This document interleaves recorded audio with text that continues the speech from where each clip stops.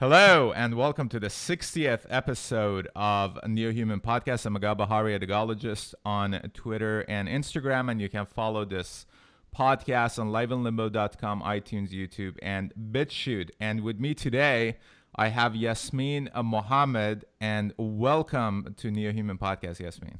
Thank you very much for having me. Absolute pleasure. You're one of those people that I've been thinking about having for a long time. Had ex-Muslims before. Tried to get Ayaan Hirsi Ali number of times, complete failure on that front. But you know, it's happening. It's happening. So it's a pleasure to have you. Let's start with your background for those of our audience who don't know who you are, the work you've done, lives you've lived, and what are you mainly focused on now these days? Okay. So I grew up in a fundamentalist Muslim household. I was forced into a marriage with an Al Qaeda agent, got away from him. We had a daughter together. So I got myself and my daughter away from him. Which country were you in? Canada. This was all in Canada. Okay. Yeah. And then I started going to university, took a history of religions course where I was finally allowed to talk about Islam and question it and, you know, think critically about it. And so, of course, that led to me leaving the religion. And I was quietly an ex-Muslim for a long time because, of course, you know, the punishment for leaving Islam is execution. And so I lived like that quietly for a long time until the infamous episode of Bill Maher with Sam Harris and Ben Affleck, where Ben Affleck called them gross and racist. And that sort of encouraged me to start speaking up. I felt like I agreed with everything that Sam and Bill had to say, but the two men were being attacked. Basically, they were being attacked for being white male Americans. Right. So I said, you know, I'm going to say the same thing as them, but I'm going to be a brown female Arab.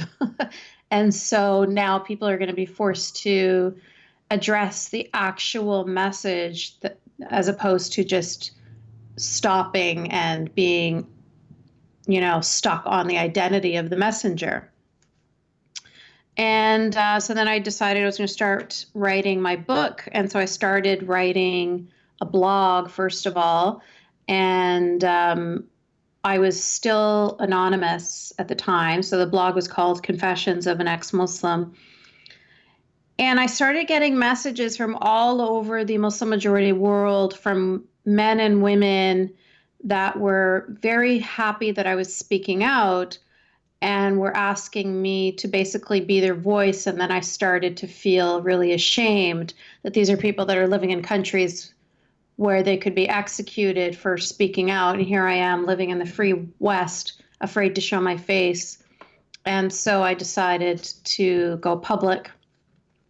And this was all about 3 years ago. And I finally got my book published. And it is called Unveiled: How Western Liberals Empower Radical Islam. And I have also... What a title. Spot on. Sam helped me with that. And then I also started an organization called Free Hearts, Free Minds, which supports people who have left Islam but are still stuck in Muslim majority countries. So if you go to that website and click on testimonials, you can read from people who we have helped over the past year. Now, we have a lot in common. I was born in Iran. You know, we talked about it briefly before coming live, that you would be interested to know about my background as well. I was born in Iran, born into a family that was marked as Shia Muslim because their parents were Shia Muslim and their parents were Shia Muslim. And therefore, you know, I always say that I was 1 second old. Automatically, it was, you know, the labels that have placed on me. I was a straight male Iranian Shia Muslim.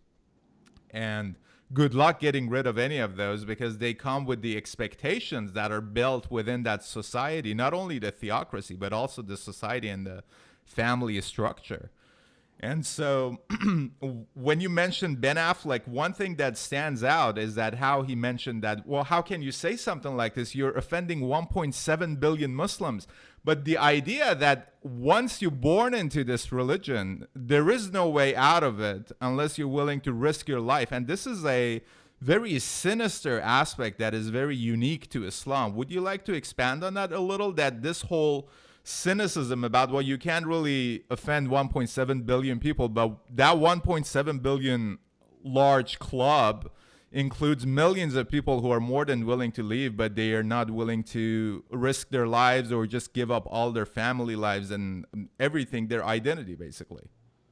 That's exactly it. And so when he was stopping the criticism of Islam, basically what he was doing is he was condemning those people to stay under this ideology's tyranny. So he should have been supporting freedom of thought. This is a man who made a movie called Dogma, where he's criticizing the religion of Christianity. So he's very familiar with how dogma can be imposed on people against their will.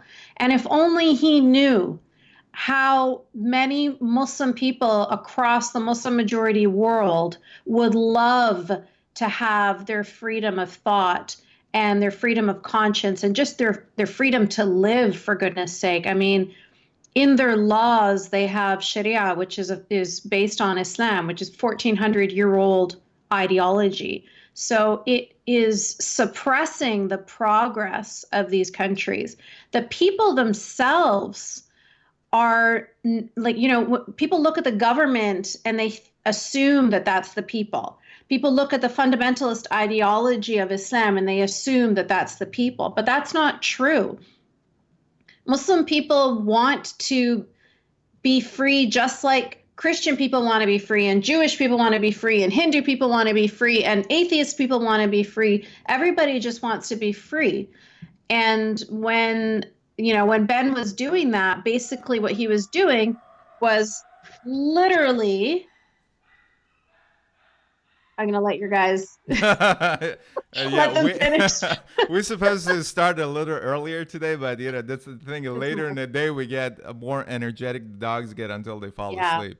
But I was going to say that he was literally proving the subtitle of my book, which is How Western Liberals Empower Radical Islam.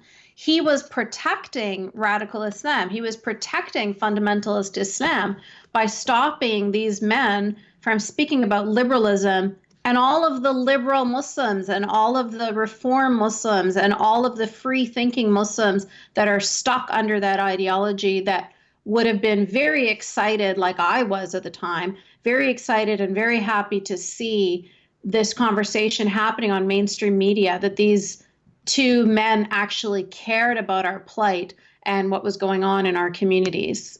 Yeah, absolutely. My biggest culture shock, because I arrived in Canada in 2006 as a refugee.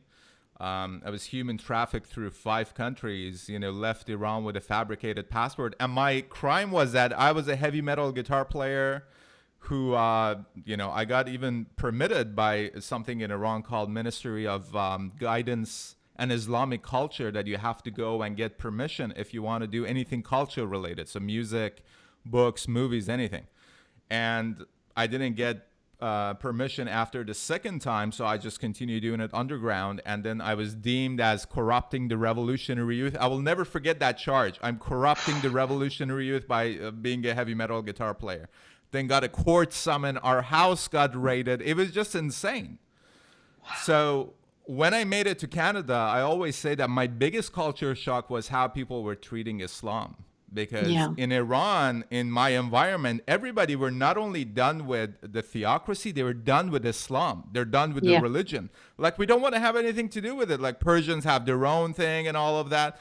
But the way that the Westerners, these white liberal privileged people, are like, no, you don't know what you're talking about. You had the wrong experience. What is it about? Because this is not the first time that Islamists and leftists are coming together. We had the same thing before the Iranian Revolution. Iraq is experiencing the similar thing. What is it about Islam and far left and leftism that they come together, they make alliances against the West, against capitalism, against America, and once they succeed, they start eating each other. And usually Islamists are the more successful Of part course. of that because they're more willing to kill. You know, their permission is coming from Allah. It's not from the man. Yeah, yeah. A much stronger ideology, a much more established ideology. So yeah, that, and like you said, they're the ones that are willing to kill as well. Yeah, you're right. That is incredibly terrifying to know that that kind of alliance has a history of repeating itself. And you can sort of see the writing on the wall here in the Western world now. But I think, I hope that enough of us will make enough noise that it won't get as far over here. But it's really important for us to not be complacent and to not be apathetic and to not just trust that Western values are going to prevail. If we don't support our own values, our values are fragile and new, really, in Mm. comparison to Islamic values. And we're not willing to kill people. It's not authoritarian. So it is very important, I think, that we fail in being proud of what we have accomplished, in being proud of Western values and progressive values and things like feminism and LGBT equality and all of these things that we've achieved. We have to celebrate ourselves more and appreciate these things more as opposed to constantly self-flagellating. So, in the US, they're very, like, in the First Amendment, it talks about free speech. We know how important free speech is, but you can see it being challenged all over the United States of America. It's incredibly terrifying. Like, people don't realize how important these values are and how important it is for us to defend them, like, really loudly. Instead, we're almost like ashamed of our values. Yeah, and it just seems like the double standard that is being practiced by a lot of people on the left who, they could be well meaning, but, what they say that the road to hell is paved by goodwill, good meaning. Because when you look at a country like Iran, where people, and this goes back to the title of your book, Unveiled, which I want you to expand on that. What was the experience of unveiling for you? Because people don't realize it. That someone like Ilhan Omar, I actually commented under one of your posts on Twitter. Absolutely recommend everybody to follow you on Twitter because, there's so much to learn right from the source. Ilhan Omar, her initial claim to fame is being the first congressperson to wear a hijab. But there is no limit in Congress of the United States to wear a hijab. At the same time, all of these feminists that, goodness forbid, you say something negative about Ilhan Omar, attack you as an Islamophobe and a whatever, they are all silent about people in Iran, women in Iran, who are risking their lives just to take their veil off and send the video to someone like Masih Ali-Nejad. And then they're attacking someone like Masih Ali-Nejad. Oh, this is the instrument of Mike Pompeo or Trump. What is happening with this double standard that it's just so obvious? Ignorance is definitely not an excuse in the age of social media and information. And explain to the audience, if you will, this weight of being veiled as the matter of involuntary necessity for a lot of women and a lot of girls who are coming from that culture. I think that if they were honest with themselves, they would immediately recognize and understand how, like the way you called it, the weight of the veil, how it's literally like shackles being put on a person. I mean, they're over here talking about free the nipple. They want to have their freedom to wear whatever they want. They understand the importance of personal autonomy. This isn't like something that they don't understand. But what's disgusting is how they don't value women on the other side of the world as much as they value themselves. And they think that those women somehow, find empowerment in taking their personal autonomy away. You know, for them, hijab is good, but not for me. No, no, no. For me, I get to wear whatever I want. But for them, I will celebrate them when they wear hijab, and I will put it on the cover of magazines. And I'll be so proud of Ilhan Omar that she puts a scarf on her head as if she has done something. Like you said, you know, there are no restrictions against women in America wearing hijab. It's not some act of bravery. But if you really want to see acts of bravery, then you should look to the women in Iran who, when they remove their hijab, they are thrown in prison for 10 years or more. That's where the bravery is. Those are the people that we should be supporting. If you're truly a feminist and you truly care about women, then it's very easy to see which women need your support and which women you should be standing behind. But at best, those women are ignored. And at worst, people speak out against them, like the way they're speaking out against Massie now, and they're calling her a mouthpiece for Trump. Massie has been fighting this fight from before Trump ever even entered politics, when he was still doing reality TV. It's such an insult to this woman who has devoted her entire life to this cause to now call her a mouthpiece for Trump. They don't care. It doesn't matter. They don't care about the actual individuals. They don't care what they're doing to Massie. They don't care that her brother has been imprisoned by the Islamic regime because they can't reach her. They don't care about the more danger that they're putting her and her family in. It doesn't matter to them. They just want to push their own agenda. So it's the same thing with the Iranian protesters right now that are, I mean, I can't even fathom the kind of bravery it takes for you to go into the streets when you know that over 1,000 people have been killed on those same streets for protesting in the exact same way that you are protesting today. And somehow they have this superhuman bravery to stand out there and protest against this regime. And what? When that happens, the media that should be supporting them, that should be standing behind them, that should be for freedom and for democracy and for liberty, they don't want to talk about it. They don't want to support them because they're afraid that that might end up look like it's supporting Trump. Yeah. Who cares about Trump? It is irrelevant. It doesn't matter. You know, Trump only got involved in this whole thing because Americans were involved in this whole thing, right? That's the only time we saw American involvement, right? He's the president of the United States. His job is to take care of American citizens. Iranians don't, it doesn't matter. It doesn't matter to Massie and it doesn't matter to the protesters. It's just this narcissism that they only see the world through what matters to them and their own perspective and their own Trump derangement syndrome. It's so it's so against liberal values for you to be choosing to stay quiet and to not support these people fighting for freedom because you're too afraid that that might make it look like, you know, you're wearing the wrong color of the jersey that's supporting your political team.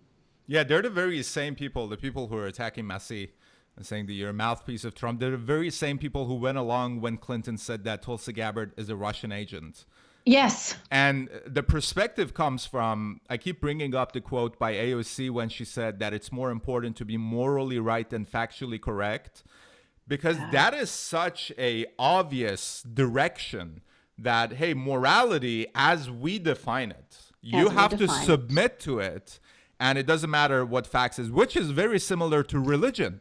That's Islam. I read that and I was like, she's a fucking mullah. Well, they are starting, or they have started their own version of fundamentalist religion. I had Peter Boghossian. We talked about this as well, and he agrees that it's a religion. It's a secular religion. This does not make any sense if you look at it from a political philosophy perspective. Make all the sense if you look at it from the religious kind of a perspective.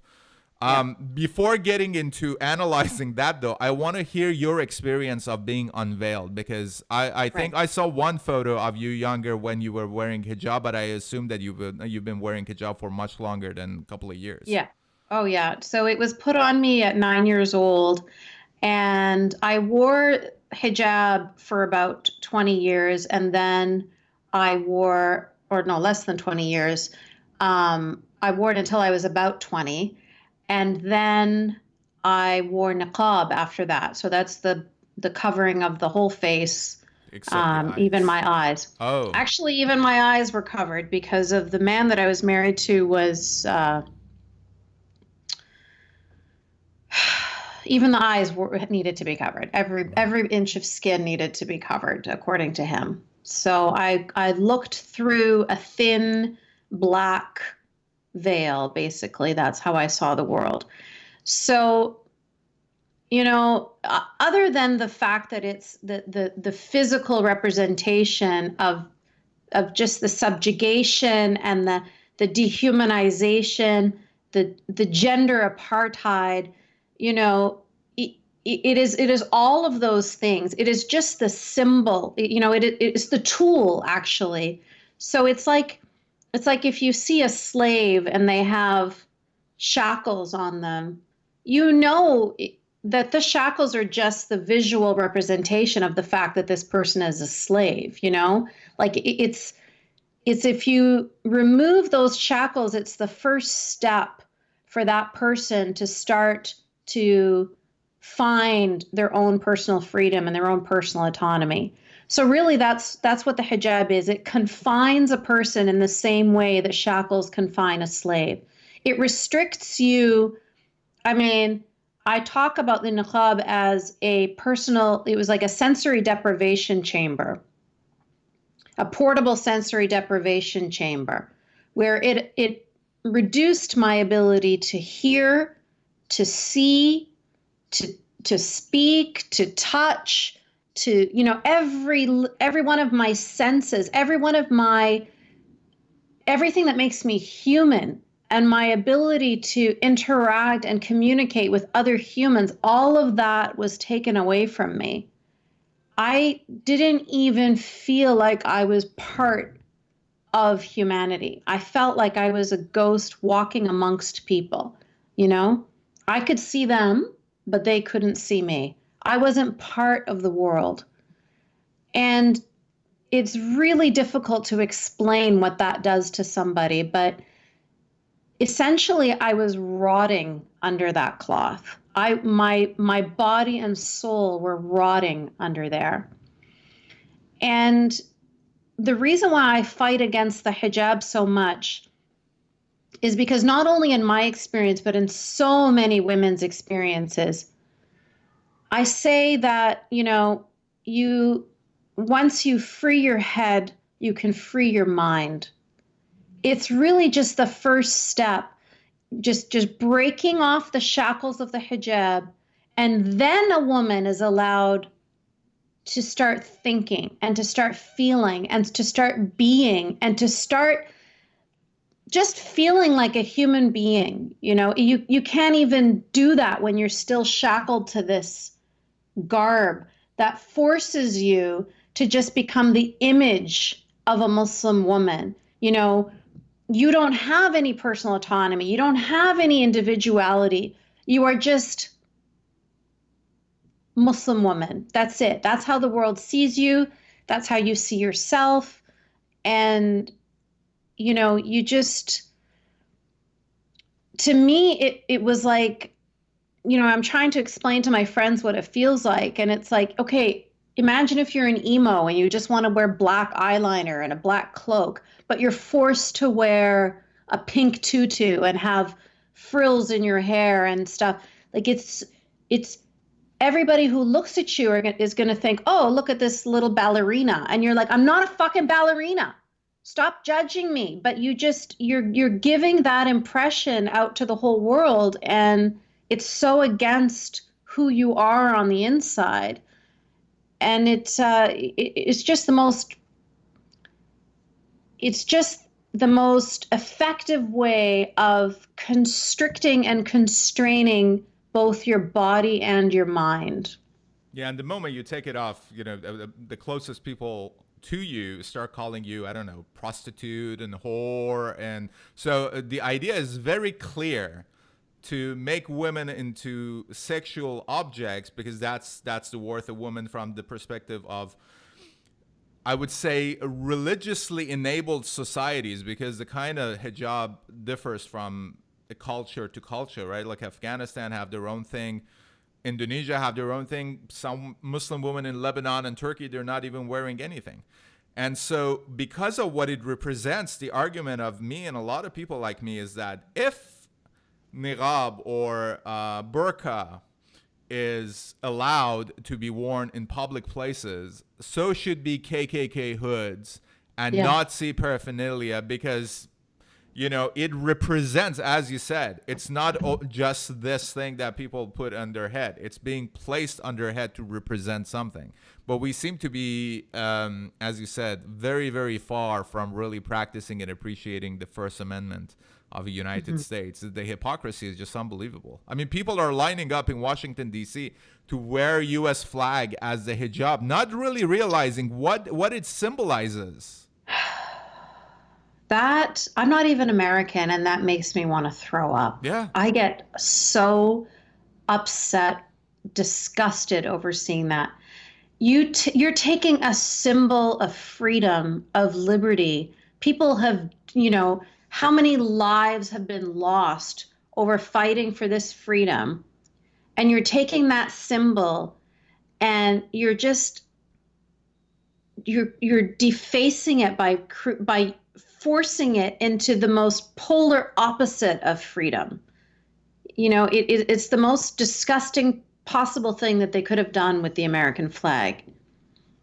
Absolutely. Well, I mean, people behind it, like Linda Sarsour and all those people, it's clear where they're coming from. It's just a lack of education, whether intentionally or unintentionally, of a lot of people in the left who seem to have welcomed a lot of people like Linda Sarsour to energize their base.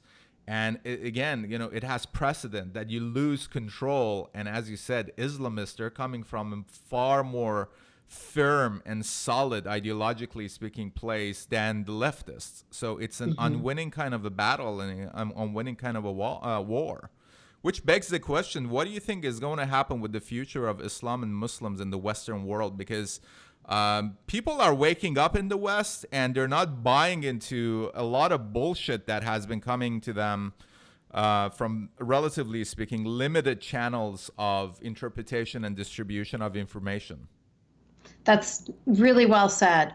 So those limited channels were basically like the Muslim Brotherhood, right? They had the money, they had the ability, they were able to create people like Linda Sarsour, who was able to gain prominence because the Obama administration gave her some White House Champions of Change award.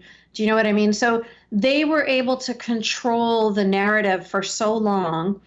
And now there are voices like yours and mine that cannot be held back anymore because we're on Twitter, we're on YouTube, we're on social media. We don't have to be on MSNBC. We don't need to be, to get a call from BBC or CNN. We can get our voices out there in different ways. So they no longer have a monopoly on that narrative anymore. So we can come out and we can start to give a counter narrative to what they've been hearing this whole time. So they've been hearing things like, Islam is a religion of peace. That's a very hard thing to sell when you guys, like, how do you sell Islam as a religion of peace when you're going around stabbing people on every bridge in London, or your trucks of peace are running over people, or you're killing each other in Iraq and in Syria, or the Yazidis being taken as sex slaves and all that. With the truth coming out in the media, it's making people start to question this narrative that they've been fed and that they've swallowed for so long. And when they start to question and they start to look for answers, that's when they find people like us. And so that's why I think that what we're doing is really valuable in changing that narrative and in shifting that Islamist perspective to more of an honest perspective of what it's like in the Muslim world. So people like Linda Sarsour she's the kind of person who would sell the garbage of the hijab means empowerment and the hijab means feminism, right? And so now we have no hijab day and we have free from hijab, and you have women in Iran that are risking their lives and putting the hijab on a stick and going to prison. And all of that stuff is countering the garbage that they have been feeding people for so long. And so I think that at the end of the day, just rational minded people and truth will prevail. Yeah, the big picture ideal seems to be for Islam, the doctrine of Islam, to be reformed. But we know that Islam is also unique in that respect that it is said that it is the final word of God, and it cannot be reformed.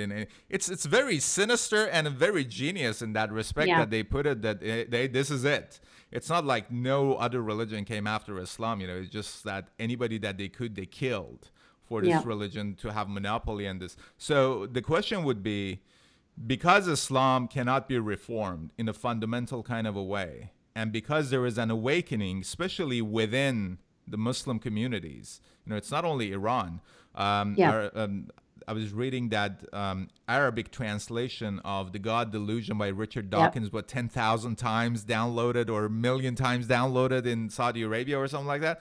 Yeah. So, because truth is uncompromising. When you hear it resonates with you. You can struggle with it. You don't have to sell it. You're not selling the truth. Exactly. It's just the truth. It's easy. It's the truth. So what's going to happen with this? I asked Salman Rushdie this question too, that the dynamic between Westerners and Muslims, what is going to happen moving forward? Because it's not that people are going to respect, hey, are we going to call you an Islamophobe?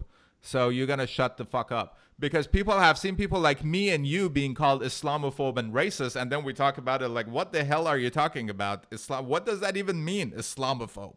So what do you see is going to happen between the dynamic between Islam and the Western culture? Because there are a lot of Muslims in the West, some believers, many not believers, and Islamists are taking advantage of this imbalance between really knowing about what Islam is and between the ideals that leftists have created for the Western civilization. Well, I mean, I may be an eternal optimist, but I actually see Islamists losing their foothold. It may be top down, but we are greater in number. And Islam may not ever be reformed. I agree with you. But I think Muslims will choose to cherry pick their religion, and they will choose to follow only the parts of the religion that match their values. So they will start to ignore all of the sexist verses and all of the racist verses, or all of the just scientifically stupid verses, like, the earth is as flat as a carpet and all of those things. They're going to ignore all that stuff. Sure, there's people in Saudi Arabia today drinking camel urine, but generally Muslims ignore those kinds of verses. Like, we're already ignoring a lot of the stupid things in the religion. So we're just going to continue doing that, I think. And you can see it, some mosques are starting up where they're LGBT safe. Some women are saying, I want to be an imam and I want to read the Quran. You know what I mean? Like, they're pushing the envelope in all sorts of different ways.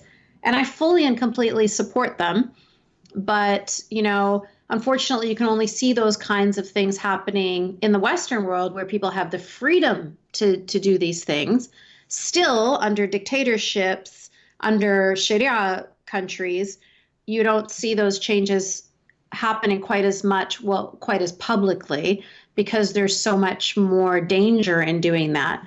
So I think what the Western world needs to do is to support people that are trying to separate mosque and state. So our biggest responsibility now in the West is to support the Iranian protesters who are trying to bring down the Islamic regime.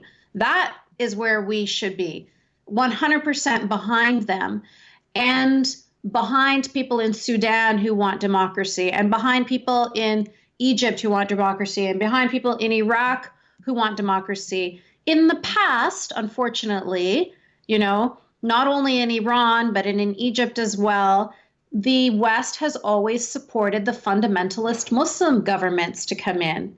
And we need to stop doing that. We need to start supporting democratic governments. We need to start supporting the people when they want their freedom. And I think hopefully that's the shift. I think what's happening in Iran right now is so incredibly, I mean, it's both really sad and heartbreaking and angering, but at the same time, it's just awe-inspiring. And it really, as they say, sometimes things have to get worse before they can get better. I've always said, especially about Iranian women, that they're just superhuman, like phenomenal. I don't even know where they're like Amazonian. I can't fathom their bravery, And so I feel like they are going to be the ones to start this trend and to start, if you can topple the Islamic regime in Iran, anything after that is easy. So if they can do it and people around the Islamic world see them do it, they're going to feel like our job is going to be so much easier. If they did it, we can do it too.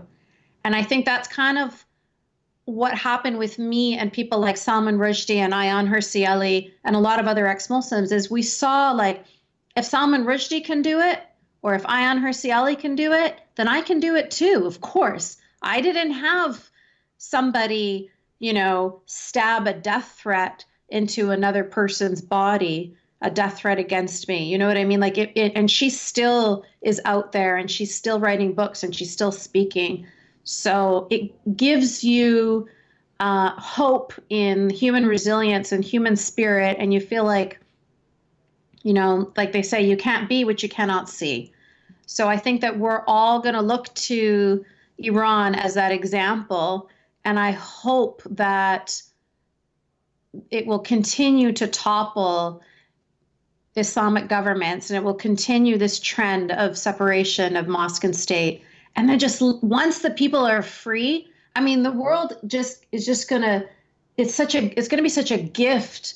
The art and music and talent and just all of the intellect and the amazing minds that have been suppressed in that part of the world, it's all going to come out and it's going to, I hope I live to see it. Yeah, same here. And it really comes down to free flow of information, right? Even here, you see someone like Kamala Harris suggest that Twitter shut down Donald Trump's account.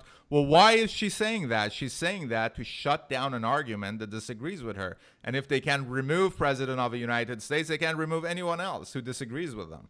And this way of thinking has been, unfortunately, institutionalized in Iran for the past over 40 years. Not that Shah was all, bright and everything, because anything that happens is a consequence of a process that's been going on for far longer. Yasmine's book is called Unveiled: How Western Liberals Empower Radical Islam. We talked a lot about the US, but we haven't talked about Canada. You live in Canada. I lived in Canada for 11 years. I cannot stand liberals and Trudeau. I spent maybe about a year campaigning against liberals and Trudeau and tried to explain in any shape or form I could that this is not about racism. This is not about we don't like diversity and all of that. This is about these people are destroying a country for the sake of legitimacy that they do not have. So how do you see it with respect to liberals and Trudeau? Oh, I 100% agree with you. I speak out against Trudeau all the time. It's so much now that I'm actually, like, I'm just sick of him. Yeah, same. I can't even hear his voice. I can't see his face. I don't even want to talk about him anymore because I'm so disheartened that he became the prime minister again. Like, I used to speak out against him a lot more before, but now it's almost like I'm in this state of denial. Like I don't even want to believe that he's still our prime minister. It's everything that you said, but it is also ironic that these same people that are afraid that we are the ones, us with our brown skin from our Middle Eastern background, that we are the ones that you have to fear that we might be racist and that we might be bigoted against Muslims. Meanwhile, this asshole is the one that's been in blackface 3 times. Yep. You know what I mean? Mm-hmm. Like, he's the one who you should be worried about racism from. The fact of the matter is, people like Justin Trudeau do not care about human beings. They only care about votes. So if he's going to support secular Muslims or ex-Muslims, that's a very small group. But if he's going to support fundamentalist or conservative Muslims, that's a much larger voting bloc. And that's all it comes down to for him. He could give less of a shit about feminism. He's pretending to be a feminist. How is he a feminist? Yet at the same time, he's selling arms to Saudi Arabia. What do you think Saudi Arabia is going to do with those They're groping arms? people. Yeah, look how they're killing everybody in Yemen. And then he takes selfies with the refugees that he has created. Right? It's just on the campaign trail. He is as fake and as shallow and as just like the quintessential disgusting politician. I have absolutely nothing positive to say about him. In the past, I used to think that he was just dumb, but it's kind of like what you said at the beginning of this interview when you talked about the road to hell is paved with good intentions. That ignorance, the fact that he's so dumb is so dangerous when he is the leader of a country. So I can't even just dismiss him as an idiot anymore because he is an incredibly dangerous idiot. And, just the way he's been reacting now with the protesters in Iran, that just solidifies, my disgust for him. His response was of no surprise to me. And I'm just ashamed. I'm ashamed that he is the leader. I'm ashamed that he became the leader again. And to be perfectly honest, I think it has a lot to do with the fact that our conservative government just did not offer the right counterweight to Trudeau. So in the same way where, people in the US were saying about Hillary, they're like, how horrible of a person does she have to be to lose to Trump? It's the same thing about Trudeau. Like, how bad did Scheer have to be to lose to Trudeau? Nobody liked him. Yep. But, in Canada, everybody is left. We have left, and even more left. Those are our parties, And so even our conservatives are left. Our Conservative Party is more left than Bernie Sanders, for goodness sake. Right. So we're already far off the scale. But what happened with our conservative government is that they did not stand up strong for Western and liberal values. They didn't do that, unfortunately. The conservative governments before them did do that. So under Stephen Harper, he was very clear. He had a hotline where he created the hotline for people to speak out and to call, if you're being forced into a marriage, FGM. He called it like barbaric acts, things like that. You call this hotline, you ask for help, you get support for the women under these regimes, not just Islamic, but whether it's Sikh or Hindu or whatever else. If you feel like you're being forced into a situation that you don't want to be in, here is an anonymous hotline that you can make this phone call and you can get some support. Trudeau came in and he removed that hotline. And whereas Harper in the past would talk about, FGM wasn't allowed in Canada, it's against the law, it's a barbaric act, you have Trudeau coming in and saying, cutting a girl's genitals with a razor, we don't want to call that barbaric. That's a terrible word to use. Well, if you don't call that barbaric, then what is barbaric? What could possibly be more barbaric than that? And who would call it barbaric if it's not the Prime Minister of Canada? Yes, that's right.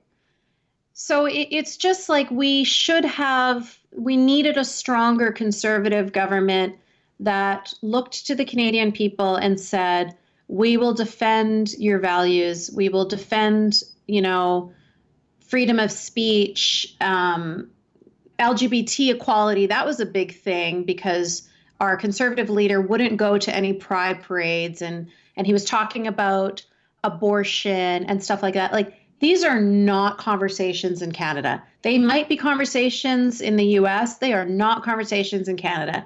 Everybody is way beyond. We believe in LGBT equality across the board.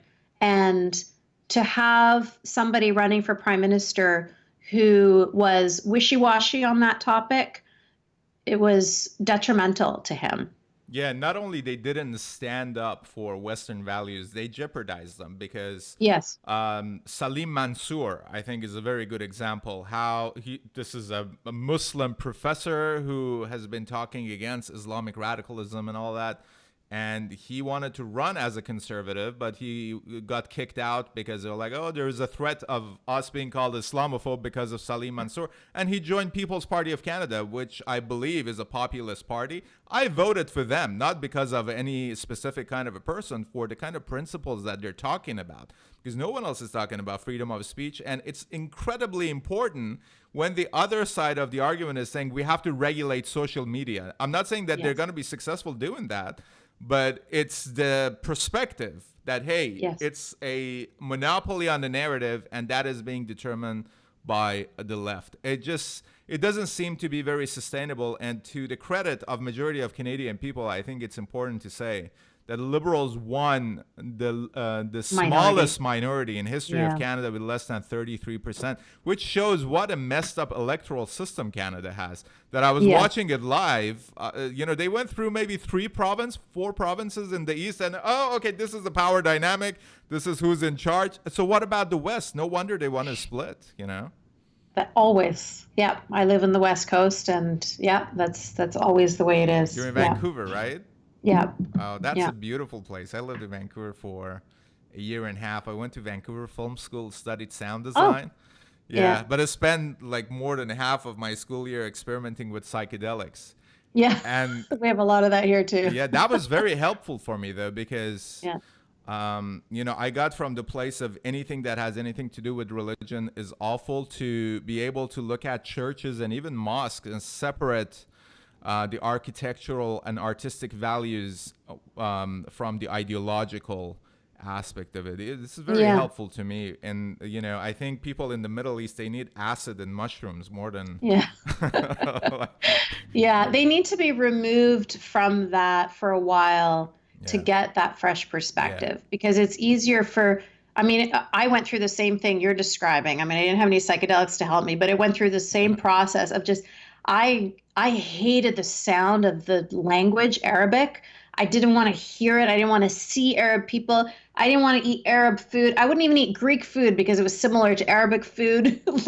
I ended up lumping the whole Arab culture in with Islam and just making it one and the same. And that was unfair. Now over so much time, I've been able to gain a perspective and appreciation for Arabic music again and Arabic culture, minus all of the religious stuff. But it takes a long time. It's almost like it's triggering. It's almost like PTSD, as soon as you see that stuff, you're like, no, fuck it, fuck all of it. Like, you just don't want any of it in your life. But I think that people in the Middle East are so immersed in it, so their hate is a lot more visceral right now. But if they can just be removed from it for a while, then they can start to appreciate, the value that it can bring minus all of that garbage. You're lucky in Iran that you've sustained your Persian culture, right? Like, my family is from Egypt. They call themselves Arabs.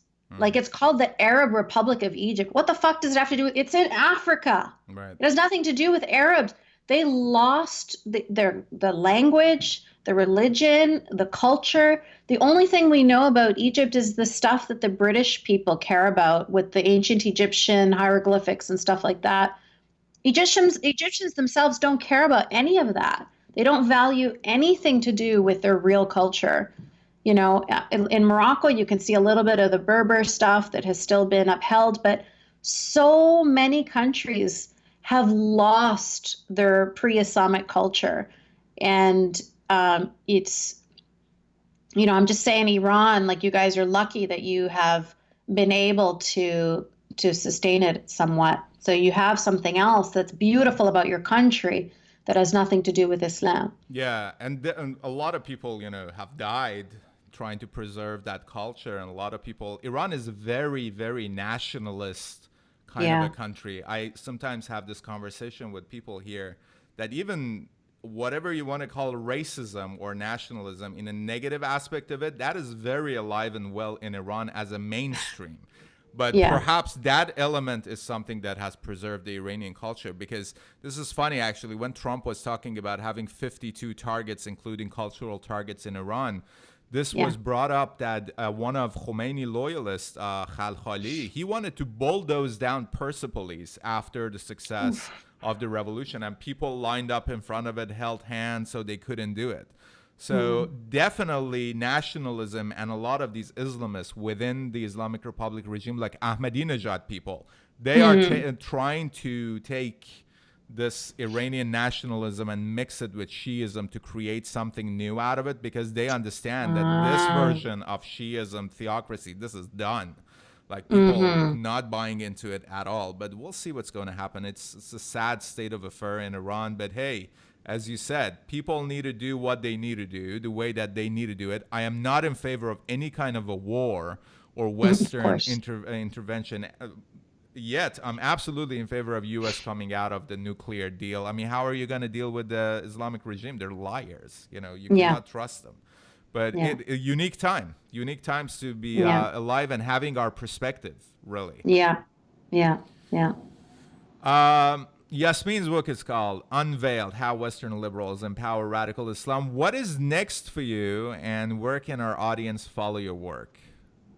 So, right now I am going all across Canada, US, Australia, Europe, some parts of Asia, even promoting my book. So I'll be, if people go to my website, yasminmohammed.com, and they subscribe to my newsletter, then they can see where I'll be and when, and then hopefully they can come out and see me and support and get a signed copy of my book. And the other thing that I'm working on is my organization, Free Hearts, Free Minds, um, which is all about supporting people from the living in the Muslim world who have left Islam. And we're always looking for donations. So if people are interested in going to that website and taking a look at the testimonials and seeing how we've helped people, that would be fantastic. And you can find me on Twitter, where I'm usually pretty active. And yeah. Your Twitter handle is at Yasmin Mohammed XX, at Yas Mohammed XX. I've put it under your name so our audience can see it.